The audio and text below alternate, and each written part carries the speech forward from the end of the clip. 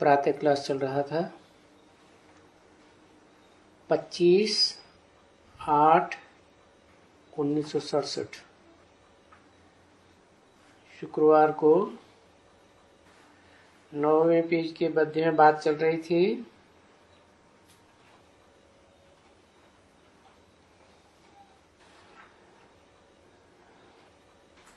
जो पढ़ाई नहीं पढ़ते हैं, धन नहीं मिलता है,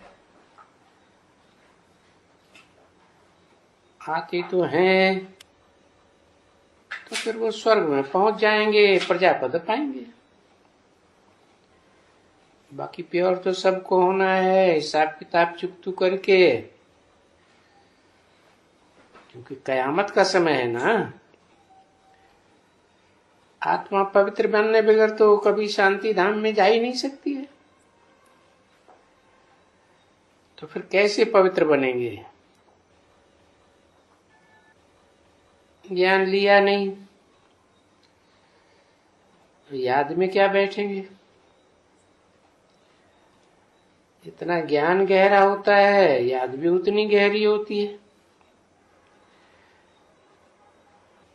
क़यामत के समय में सजाएं खाएंगे।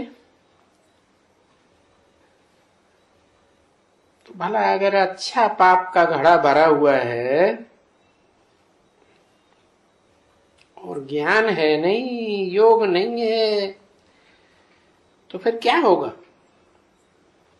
अगर ज्ञान भी नहीं, योग भी नहीं, समझो वो तो बाहर वाले हैं।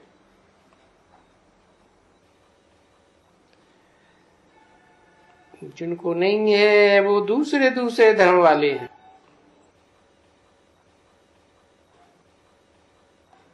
किनको कहा होगा?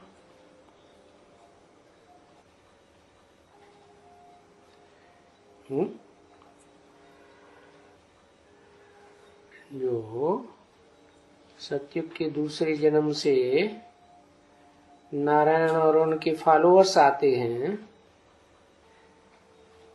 वो नंबर बार बाद वाले नारायण है ना,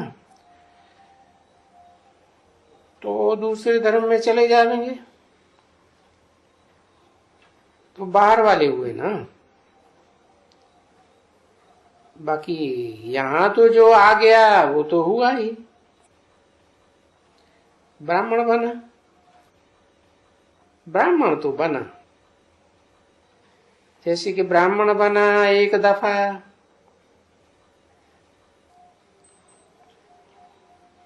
ये तो जरूर पक्का है कि शिवपुरी है,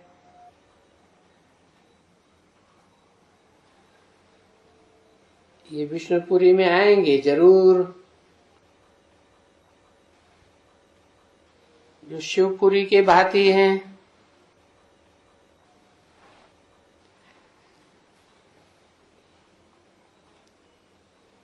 पक्के ब्राह्मण बने ना। बाकी जितनी सर्विस की है उतना पद पा लेंगे। सर्विस नहीं की तो ऊंच पद क्या पावेंगे? सर्विस करने वालों में और न करने वालों में कुछ तो फर्क होगा।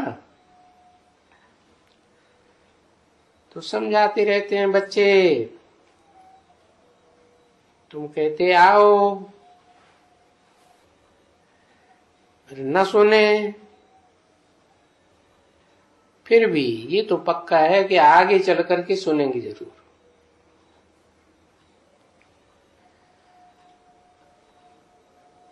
आगे चल करके सुनेंगे तो अंतर क्या पड़ेगा? जो पहली पहली बार ही आते हैं, अच्छे से सुनते हैं, पुरुषार्थ करते हैं, लगे रहते हैं निरंतर, जो अभी नहीं सुनते हैं ध्यान से, आगे चल करके सुनेंगे तो उनमें क्या अंतर होगा? आगे चल करके सुनेंगे तो अगले जन्म में जाकर के ऊंच पद बनेगा। बाकी सुनेंगे जरूर, क्योंकि दिन प्रतिदिन तुम्हारा प्रभाव वृद्धि को पाता रहेगा।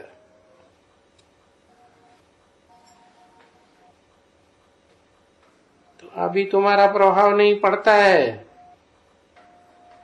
तो आगे चल के पड़ेगा। जब प्रभावित होंगे तो उसे डायनेस्टी में आ जाएंगे।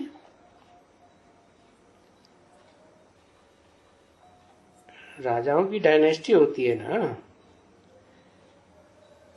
जैसे क्रिश्चियंस में king Edward the first, second, third, ऐसे सत्युग में first Narayan, second Narayan, third Narayan.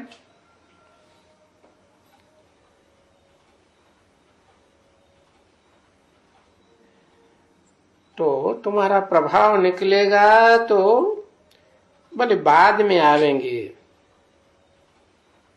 भले कितना भी रोड़ा आएगा, वो स्टीमर बूढ़ने तक आ जा करके रहेंगे स्टीमर में।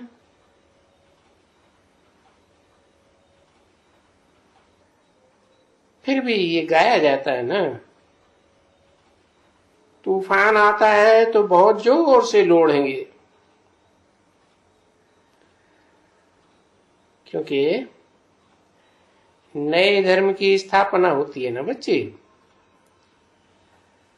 तो जो पुराने पुराने धर्म वाले हैं वो बहुत अपोजिशन करते हैं। तुम क्या समझते हो, अपोजिशन नहीं करेंगे? करेंगे। तुम लोग बैठ करके अपने लिए गुप्त पेशे में राजधानी स्थापन करते हो, तो लोढ़े तो आएंगे ना। दूसरे धर्म वाले विघ्न तो डालेंगे ना बच्चे, और आते तो हैं ही। ये विघ्न को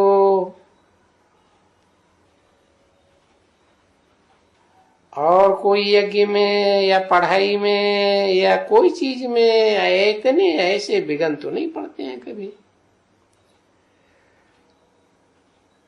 वो हो ही नहीं सकते। तो यहाँ इतने विघ्न क्यों पड़ते हैं, क्या कारण बताया?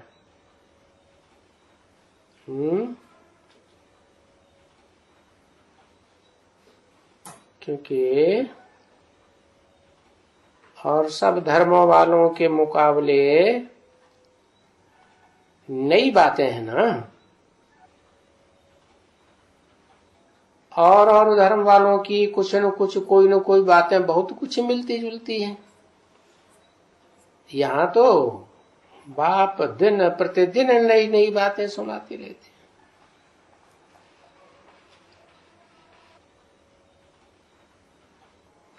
तो धर्म के धक्के तो सभी धर्म पिताओं को खाने पड़े। उनको जो फॉलो करते हैं सक्रिय रूप से, उनको भी धक्के तो खाने पड़े ना, ऊंच पद पावेंगे। देखो स्वतंत्रता संग्राम हुआ तो जिन्होंने बहुत लोड़े खाए उनको, उनके परिवार वालों को देखो अभी तक भी कितना सहयोग मिलता है गवर्नमेंट से।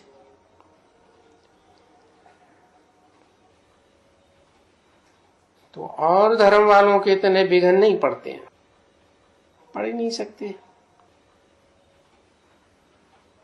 कोई ने जो यज्ञ रचा है ना बच्चे, उसमें विघ्न पड़ ही कैसे सकते हैं? और इस यज्ञ में,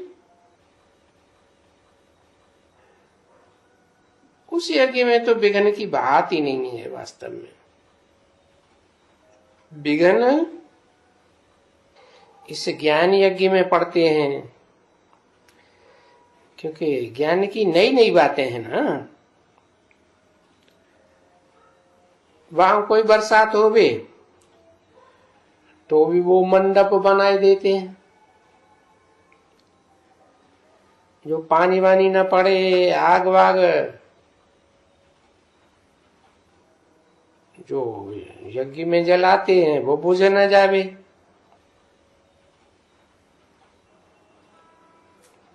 यहाँ तो पानी की बाढ़ अभी आनी है।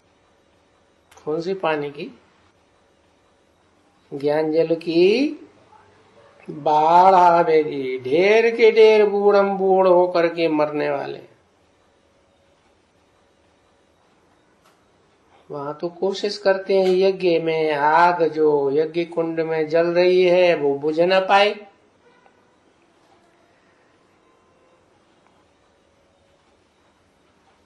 नहीं तो वो जो यज्ञ कुंड बनाते हैं ना, वो आग कभी बुझ नहीं सकती है, क्योंकि उसमें वो घी डालते ही रहते हैं। तुमको भी क्या करना है? घी किसे कहा जाता है? याद को घी नहीं कहा जाता सिर्फ। अब विचारी याद को घृत कहा जाता है। विचारी याद को घृत नहीं कहेंगे। तो वो घृत डालते रहते हैं। तुम्हारी अब विचारी याद का घृत पड़ता रहेगा तो बिगन नहीं पड़ेंगे। समझा ना? तो ऐसे फकीर होते हैं, उनके पास जो उनकी वो रहती है ना,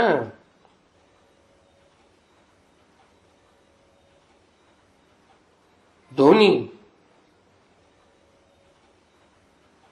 वो कभी धूकती ही रहती है। एकदम धोनी रमाए ही रहते हैं।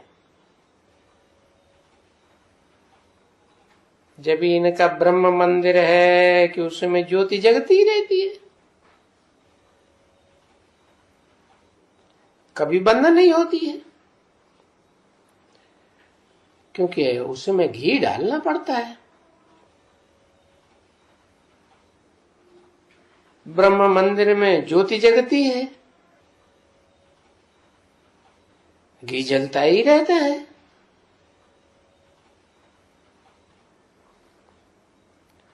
वो कभी आग को बुझाने नहीं देंगे। यहाँ कौन सी आग है? यहाँ है योगाग्नि की आग, बुझने न पाए। समझा ना? ना, वो तो कि जैसे कि बहुत उपद्रव हो गया। समझते हैं आग अगर बुझ गई तो बड़ा भारी अपशगुन हो गया, उपद्रव हो गया। तो ये भारत को भी उपद्रव है अभी। तब तो ये हालत हुई है ना, क्योंकि ज्योत उझानी पड़ गई है। बहुत नींद आती है?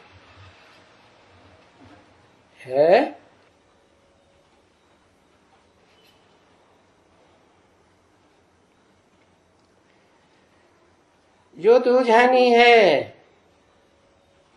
कहेंगे तमो प्रधान बन गई है। तो देखो कितना हालात खराब होती है।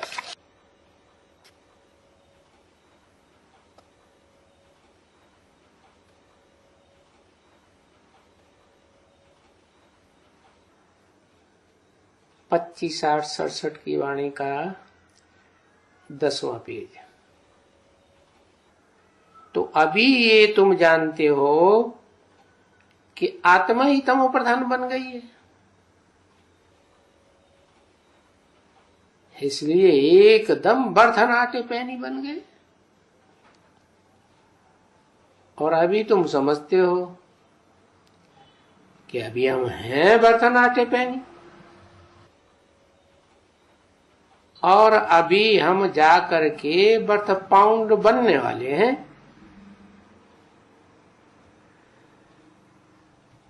तो ये तो जानते हो ना, हमारी ज्योति उझानी हुई है। और ज्योति के लिए भी तो कहते हैं ना, ज्योति को कभी क्षमा कह देते हैं, ज्योति भी कह देते हैं। तो उस ज्योति को याद करने से ये जानते हो बच्चे कि हम हमारी ज्योति जगाते आए। अब हमारी ज्योति जगती जाती है। हाँ, बस ये है कि और कोई द्वारा तो जग नहीं सकती है? क्योंकि यहां जगाने वाला एक ही है, बाप। और वो बाप और किसी युग में आते नहीं है, इस पुरुषोत्तम संगम युग पर ही आते हैं।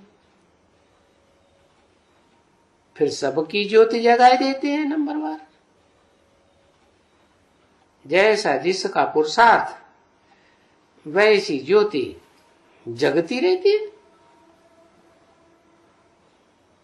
है सबकी इस समय उंझानी हुई ज्योति। सब पतित हुए पड़े, सब काम चिच्छा पर बैठ करके अभी साफ करते हैं बाप। क्योंकि काम चिच्छा पर बैठ करके जल मरे हैं ना।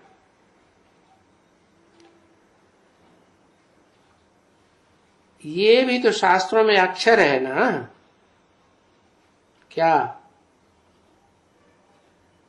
क्या अक्षर है?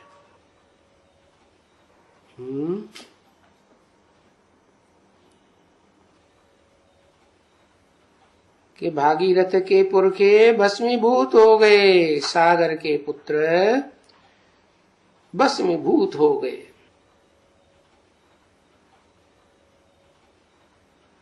है कहां कहां भस्मीभूत हो गए? अरे कोई स्थान में भस्मीभूत हुए दिखाए गए हैं।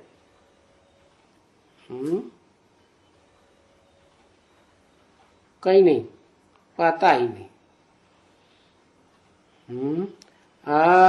कहते हैं कपिल मुनि के आश्रम में कपिल मुनि ने श्राप दिया तो सब भस्म हो गए।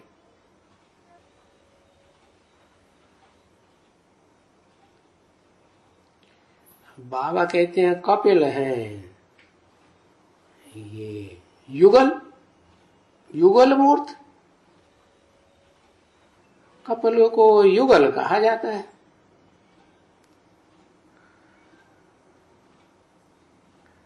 तो जो भस्मीभूत हो गए ये अक्षर है ना, तो उनको सामने मुंह में देना होए ना।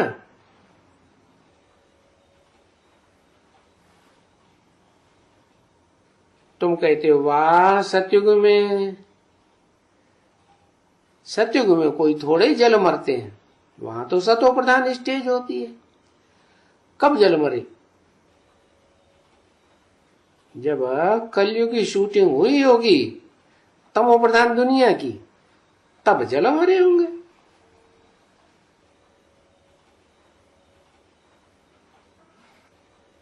सतयुग में तो कोई जले हुए थोड़े ही होते हैं, रहते हैं।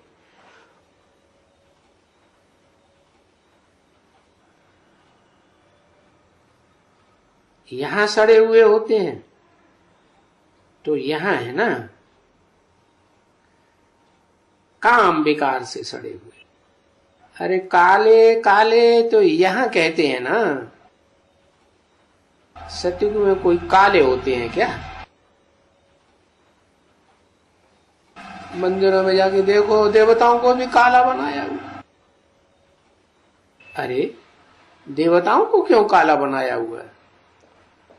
देवताएं तो सतयुग में गोरे होते हैं, वो कोई काले कर्म थोड़े करते हैं छुपा छुपा के, नहीं।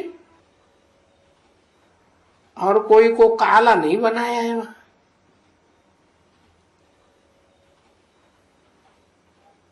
कहा?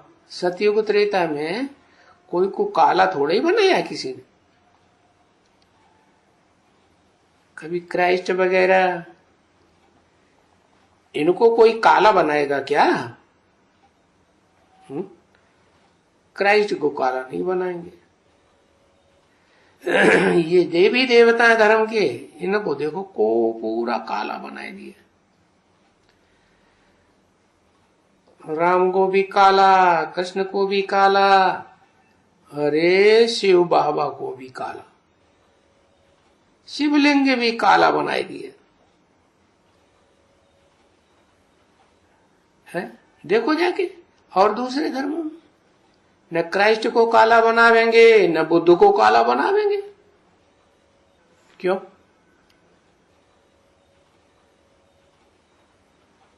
क्यों?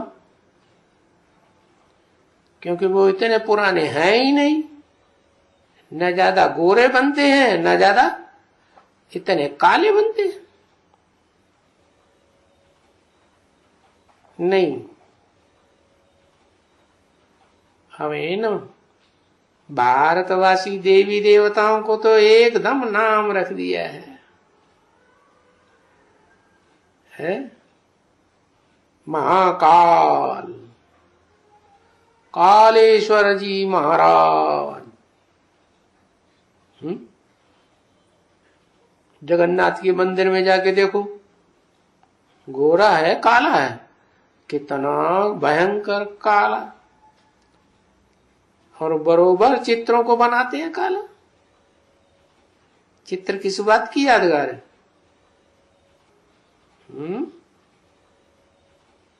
चित्र है चरित्र की यादगार। जब ये विष्णु का चित्र बनाते हैं मंदिर में वास्तव में, तो विष्णु को काला नहीं दिखाते। क्या? क्यों? क्योंकि वो ब्राह्मणों का ऐसा संगठन का स्वरूप दिखाया गया है जहां कोई काले कर्म करने वाला पांव भी नहीं रख सकता।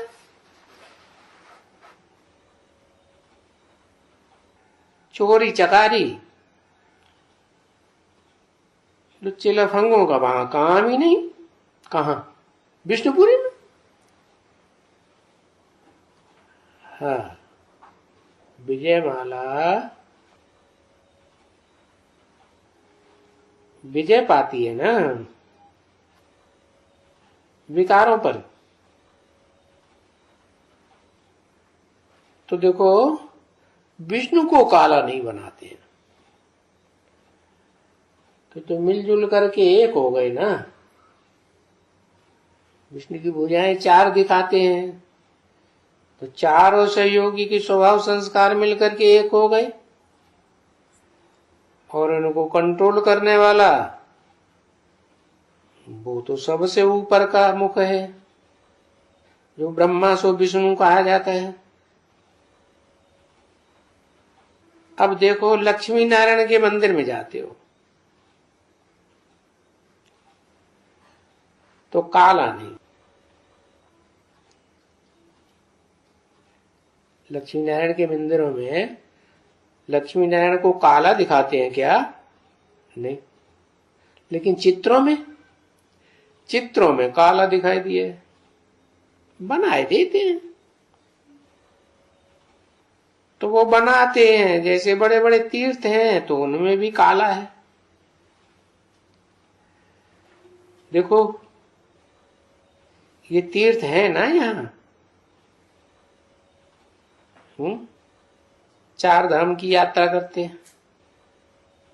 ये रामचंद्र को काला बनाया, जगन्नाथपुरी में काला बनाया, कारण क्या है ये तो कभी कोई नहीं जान सकता सिवाय तुम बच्चों। क्या जानते हो तुम बच्चे? इनको काला क्यों दिखाया है? क्योंकि इनका धर्म बहुत पुराना है ना। बहुत पुराने हैं तो ज्यादा तमो प्रधान भी बनते हैं। जो ज्यादा सतो प्रधान बनते तो ज्यादा तमो प्रधान भी बनते। तो तुम बच्चों को पता है। कारण ये है कि तुम सब भी समझा सकते हो क्यों क्यों काला बनाया। कारण क्या है? क्योंकि वो आधा कल्प के बाद काम शिक्षा पर चढ़ना ही होता है। आधा समय सात्विक सतो प्रधान, आधा समय तमो प्रधान। और धर्म वाले न इतने आधा समय सतो प्रधान बनते। कोई 16 कला संपूर्ण थोड़े ही बनते हैं। दूसरे धर्म वाले बनते हैं क्या? नहीं, न इतने ज्यादा तमो प्रधान बनते। जो देवी देवता सनातन धर्म वाले हैं वो ही सबसे ज्यादा सतो प्रधान थे। उन्हीं को तो भगवान आके नर से नारायण बनाते हैं। दूसरे धर्म वाले तो ज्ञान सुनते भी नहीं है। वो तो अपने धर्म ग्रंथ को छोड़ करके दूसरे का धर्म ग्रंथ, उनके संस्कार हैं जन्म जन्मांतर के। ये तो भारतवासी है, जो आया सबकी बातें सुनते रहते हैं। सत्य वचन महाराज, ठीक है, कृपा निधान, सत्य है, दया निधान, सबसे प्रभावित होते रहते हैं। तो फिर ज्ञान शिक्षा पर जो गौरा बन जाते हैं और काम शिक्षा पर काले बन जाते हैं। तो अभी ज्ञान शिक्षा पर चढ़ने से तुम गोरे बन रहे हो और काम शिक्षा पर तुम जानते हो। काम शिक्षा पर चढ़ेंगे तो हम काले बन जाएंगे। पर ये तो कोई भी नहीं जानते हैं सिवाय तुम्हारे कि काम शिक्षा पर चढ़ने से काले बनते हैं। क्योंकि और धर्म वाले तो जब इस दुनिया में आते हैं तो काम शिक्षा की ही दुनिया होती है। तो उनकी बुद्धि में ये बात नहीं बैठ सकती। फिर तुम जिनको समझाते हो वो फिर समझते हैं और दूसरों को समझाते रहते हैं। तो समझाने के वक्त में ये सब तुम समझते हो और किस लिए समझते हो? है? तो ये सब जो समझते हो, ये सब बातें वो किस लिए समझते हो? दूसरों को समझाने के लिए समझते हो। अभी समझते हैं और दूसरे को नहीं समझाते हैं, उनको फिर क्या कहा जाता है?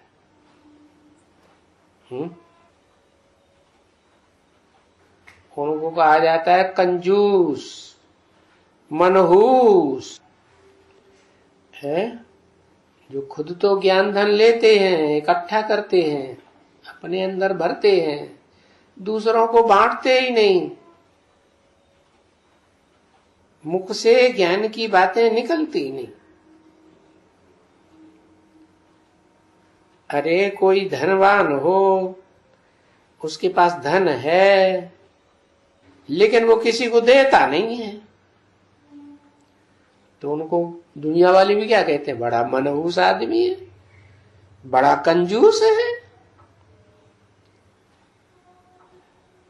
बाबा नहीं समझाते हैं कि भाई बहुत सेठ लोग ऐसे होते हैं, हैं? समझाते हैं क्या? नहीं समझाते। अरे बाबा तो सेठ लोगों की बातें समझाते हैं, बड़े मनहूस होते हैं। सेठ लोग ऐसे होते हैं जिनके पास लाखों है उस समय का लाखों और इस समय के सेठियों के पास करोड़ों से भी ऊपर, परंतु वो कपड़ा भी पाई पैसे के पहनेंगे, घर वालों को भी पाई पैसे के कपड़े पहनाएंगे। ऐसे मनहूस हैं। किसको दान देने जाएगा ना, क्या कोई दान लेने के लिए दरवाजे पे आएगा, कुछ भी नहीं देगा, गालियां देकर धक्का देके निकाल देगा।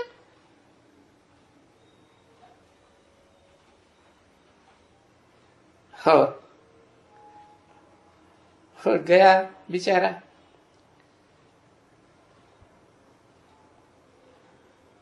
बाद में क्या होता है अंजाम? सारा धन इकट्ठा करके गया और मर गया, और बच्चों ने खूब बर्बाद किया। बहुत पैसा छोड़कर जाते हैं। ऐसे का बड़ी पैसे में लड़ाई लग करके तो पैसा ही वो बर्बाद हो जाता है। बच्चे आपस में लड़ते हैं, झगड़ते हैं, कोर्ट कचहरी में खर्चा करते हैं। ऐसे ऐसे मनहूसों का पैसा लड़ाई झगड़े में बर्बाद हो जाता, उसमें सब खलास हो जाते। तो ये तो बाबा का अनुभव है ना, खुद का भी अनुभव है, सब कुछ देखा हुआ है। तो ये तो समझ सकते हैं कि मेरे में ज्ञान है, मैं किसको भी समझा सकता हूं। अगर ज्ञान नहीं है, नहीं किसको समझा सकता हूं।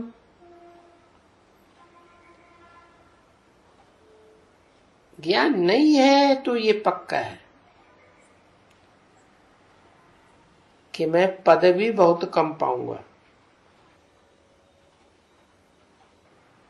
तो क्यों नहीं हम ऐसे अपना ज्ञान पूरा पढ़ करके अच्छी तरह से पढ़ाई पढ़ करके जावे और दूसरों को देवे। जितनों को देवेंगे तो वो हमारे फॉलोअर्स बनेंगे, प्रजा बनेगी।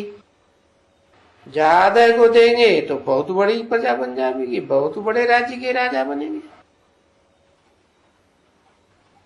तो कुछ तो देना चाहिए ना, कुछ तो अच्छा मिल जाएगा। परंतु नहीं, जिनकी तकदीर में नहीं है वो जैसे कि यहां से सुनते हैं और यहां से ही निकल जाता है। क्या ऐसे भक्ति मार्ग में होते हैं ना, भक्ति में कथा सुनने जाते हैं पंडित जी की, है लाखों की तादाद में जाते हैं, और बस उठे और वहीं के वहीं झाड़ दिया।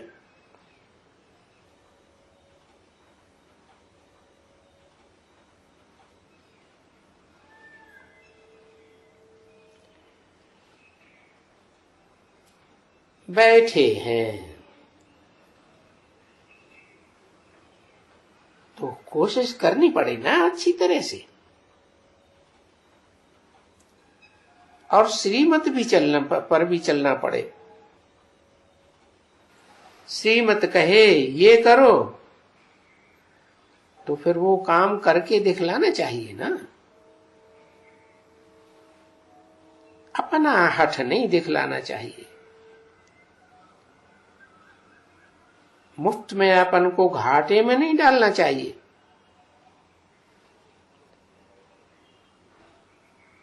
तो बाप फिर क्या करेंगे?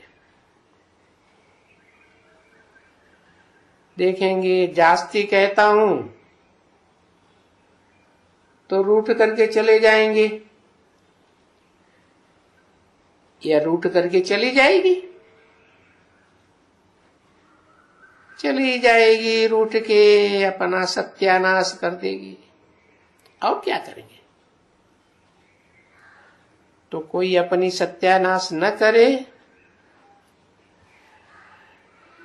इसके लिए भी बाबा को थोड़ा खुद झुकना पड़ता है।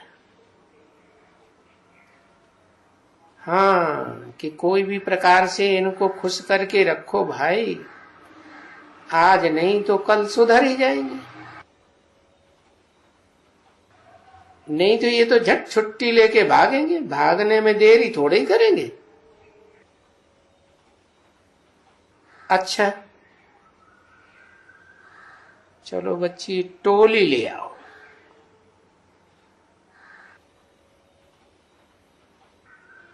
परंतु अभी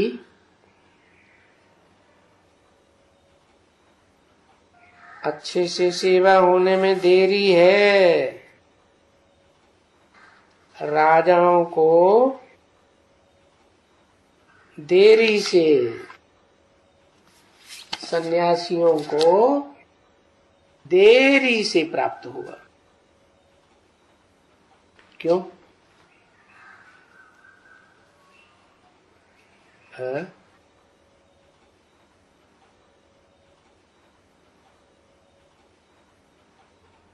क्योंकि सन्यासियों को तो बड़ा घमंड रहता है अपने ज्ञान का, और राजाओं को अपनी धन संपत्ति का बड़ा ज्ञान मर्तबा रहता है, मान मर्तबे में चूर रहते हैं।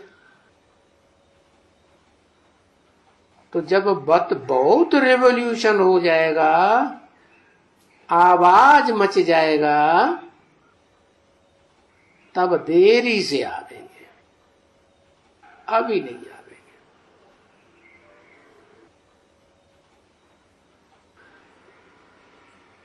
तो ऐसे अभी जल्दी मचने का आवाज तो है नहीं। अभी क्या इतना आवाज हुआ है? नहीं हुआ। अरे थोड़ा बहुत तो आवाज हुआ होगा। तुम्हारे ज्ञान का आवाज हुआ क्या, कि ग्लानि का आवाज हुआ? ग्लानि का आवाज हुआ, ज्ञान का तो आवाज नहीं हुआ। तो समझते हैं अभी देरी है।